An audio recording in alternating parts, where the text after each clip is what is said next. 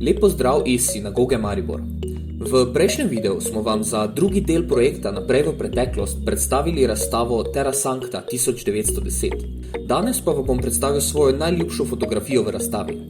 Na njej vidimo Janeza Možeta, pekovskega mojstra iz Trsata, ki si je romarsko pot lajšal z ježo na Oslu.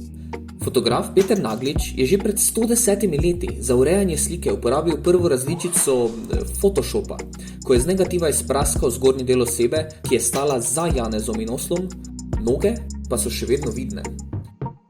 No, danes, 110 let kasneje, se je Photoshop precej razvil in lahko osebo v ozadju odstranimo nekoliko bolj učinkovito.